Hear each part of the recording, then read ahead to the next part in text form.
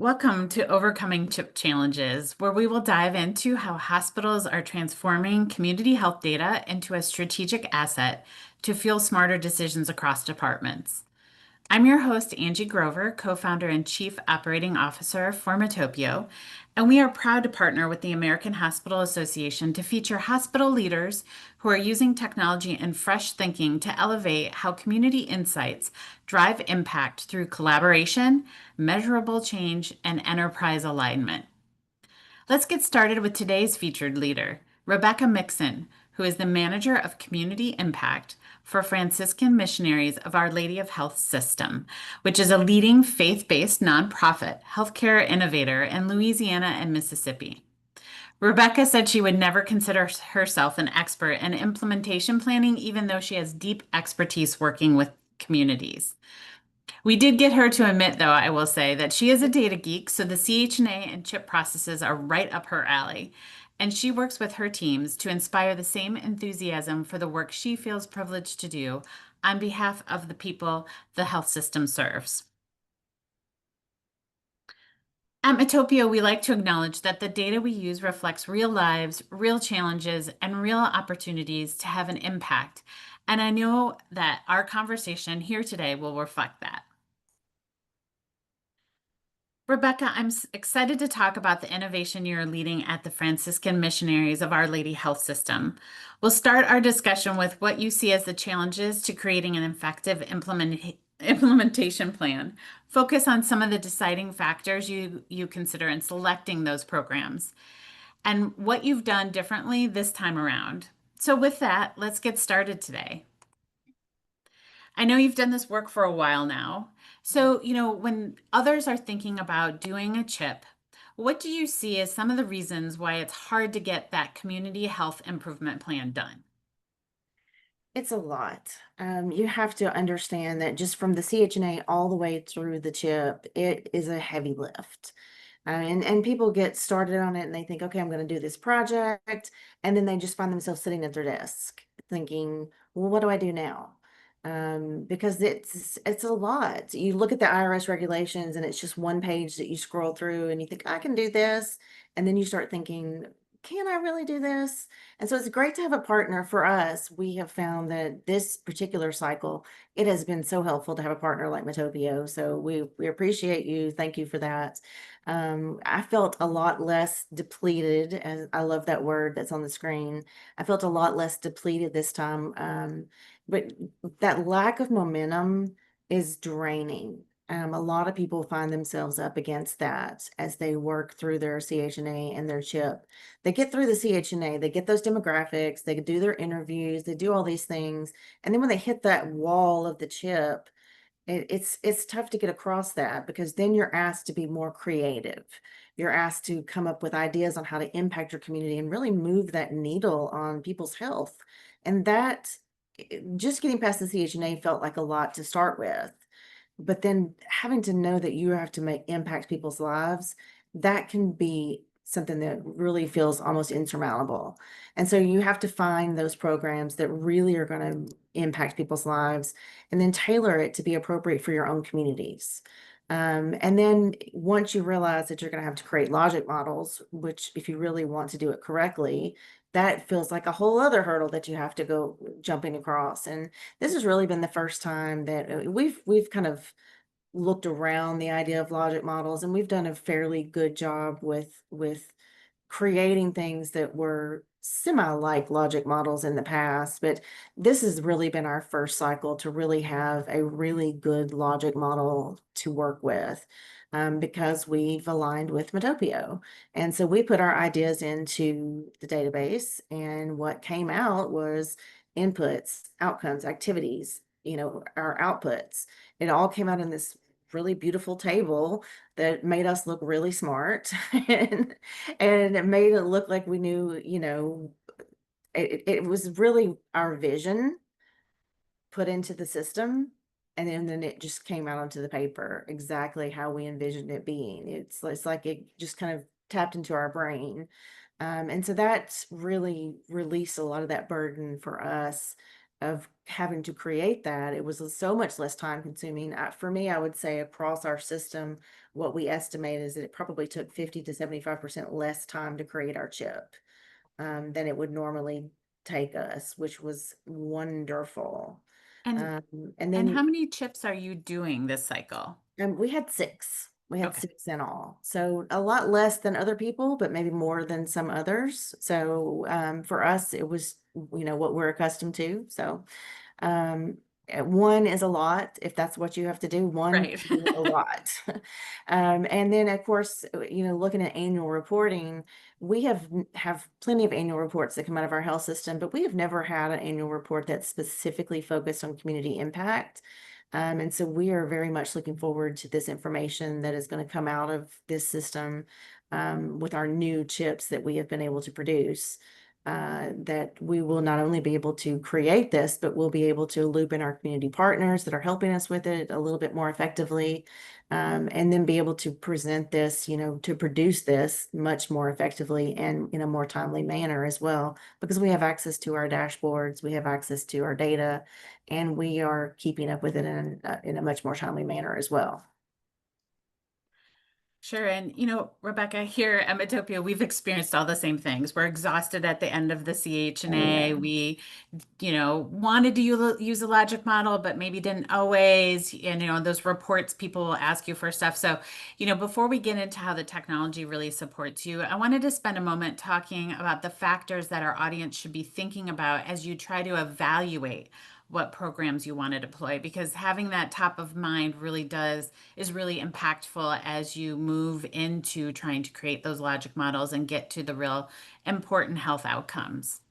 Well, you have to know who you are as an organization, first and foremost. You've got to know what you can tackle and what you can't tackle. Don't bite off more than you can chew, so to speak. But do always think of what you can do to continue raising the bar on what you can do for the people that you serve. Don't underestimate what you can do, because you might be surprised at what is out there. I think that was one of the most enlightening things for me as I began looking through the library that was available to us, was things that I'd never thought of, that I thought we can do that. That is completely within our range, but it's something that we'd never thought of before. So as you begin thinking about these things, you've got to think of your budget, what is within your budget, but maybe what could you apply for some grant funding for as well? Don't think necessarily what's just within your budget, but what could you look at as a possibility? And think of maybe year one of the 3-year cycle as a planning period. And you're going to seek that grant funding. And maybe it will work out, maybe it won't work out, but it's worth it. It's worth looking into. Think slightly bigger than maybe what your budget right now can afford, because you may have some community partners who are willing to work with that with you. Instead of working in silos, get out there and work with your partners and get that money coming into your community. You've got to look ahead to your expected outcomes. How do you want to affect your community? How do you want to move that dashboard in a positive way? But also, don't underestimate your staffing. You've got to, you can sit in your little tower and you can look down and think, we've all gathered ourselves around and we've decided this is what we can do. And aren't we great? We've come up with a wonderful chip. But if you can't put staffing to it, whether it's just your own internal staffing or how you're going to partner with your community partners to make things happen. And remember, your community partners are the people you serve. They're the people that other nonprofits in the community. They're your own internal staff.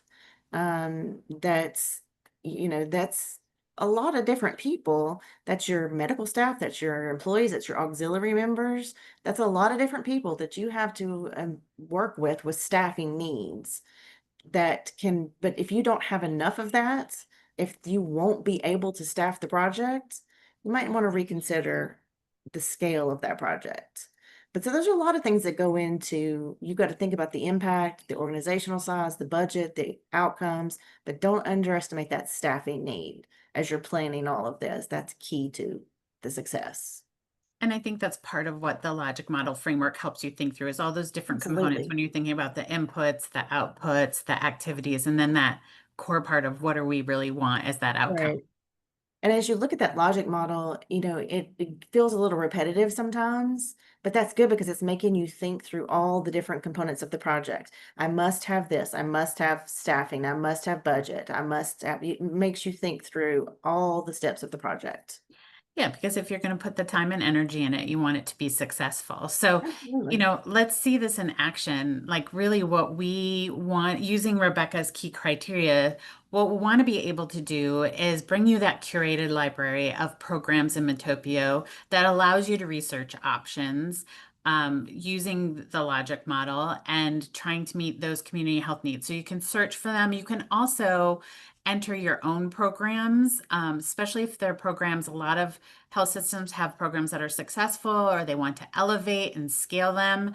The other thing, as you mentioned, Rebecca, is just that brainstorming with AI. You have an idea, but you want to get in there and you want to create the logic model template so that you can work through those key components and then really get the measurement. And so, what we want to be able to do is measure that over time so we can monitor our progress as well as share those outcomes with the system and all the different parts that we're touching. One of the things you talked about, Rebecca, is having your partner organizations and even other parts of your organization buying into that process. And they're going to help you with those outcomes. So, if you've got a program library, you've got the template, you're able to measure it on an ongoing basis, then you've got those reports and dashboards to really motivate your work over the course of the 3 years. Because, of course, this is going to run all the way from the time your CHNA is completed through to the next CHNA, right? Right. One of my favorite things about the AI is that I had not done a good job of putting in keywords for it to pick from. And that was when I was just first learning how to use it. And I'll just be very honest, I had not done a good job of giving it cues to pick from. And it came up with a program that really wasn't what I was looking for, but I thought, I kind of want to do that. And so I just happened into a program that I thought, okay, I see you, Metopio. Let's go do that also. And so Right. it was just a happenstance kind of thing. But it really ended up working out that we wanted to do that program. And I think it's one of my favorite things that we're doing in our chip. And Can't wait. it was just an accidental, a happy accident. Right. And that AAI is a brainstorm. So all of the product libraries or the program libraries have like an evidence rating.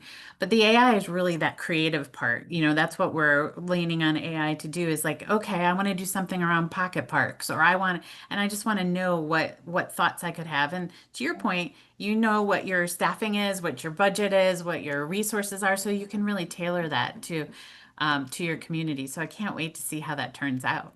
Yeah, yeah, I'll stay in touch with you about it. It was a fun little happy accident. Right. So really that's what I want to focus on now is just, you're at the forefront of innovation in this area. And I know you're just into your first chip cycle, but I'm wondering if you might have some observations for us as people think about, okay, I know there's now tools and other things available to help me move my chip forward. What would you encourage them to think about? Definitely let those tech tools work for you, whatever it is that you are working with. Let it help you engage and mobilize your partners. Our partners loved working with Metopio just as much as we did, whether it was our joint CHNAs or just our community partners that we let see how we were using Metopio to help us. They were very excited about the way we were moving forward. In fact, we've got one of our joint CHNA partners who are also looking at bringing on Metopio now because they were so excited about the use of it that they want to use it also. And I'm not trying to advertise as much as I'm just saying, if you have a tech tool that is good for you, then other people will see it too. So don't overlook the things that are at your disposal. Let them help you identify those priority issues, and it will help when you're doing the good work, it will engage and mobilize your partners. And that is absolutely key. The IRS wants to see it. You need to see it as you're working on your chips. And you need to focus on your chip. It is really, the CHNA is very important. It drives the chip. It tells you what your priority areas are, but that chip is where the rubber meets the road. that is absolutely where you need to have data, collaboration, and clarity going forward, because that is the document that's going to move you for the next 3 years. Now you can change it. You can change it every month that your board meets if that's what you want to do. But it is absolutely the thing that drives you, and it's the work that needs to be, it's the operationalization of the CHNA. It is the thing that is going to move you through the next 3 years. And let's hope it doesn't stay the same for the next 3 years. Let's hope you're going to be, it's a very dynamic document, but you absolutely have to keep moving with it. And so what you want to see is very visible progress. You want to be confident in that. And for it to be a coordinated implementation, that's going to have to be your result. For us, one of the most exciting things about this whole process is the dashboards that come out of it, because what we are able to see now is absolute progress in a very real time. Our folks were not ever very excited, to be honest, about having to report, because we didn't have a good way to do that. Right. We're using Excel spreadsheets and we're, doing that sort of thing. And it just was a very cumbersome process. But now with Metopio, we are able to just go in. They were excited to put in their baselines and put in their goals, and to see that it automatically populated. And now they can go in and just put in their measurement, put in where they, where they have come to exactly, and show that they have made progress. And they're already doing it. Every little bit of progress, they're putting something in and it's showing already, and they're excited. And we just got started. So I don't think asking them to report their progress is going to be a big deal, because they're enjoying the process. When you enjoy your process, you're much more willing to participate. And so we are actually super excited that for the very first time, we have the ability to be transparent with the community that we serve. Because, in the past, it was a process where you would have to generate a report, save it as a PDF, put it on your website. It's just not something that we ever did. Now, yes, it was attached to our 990, but we have never really been transparent with the public.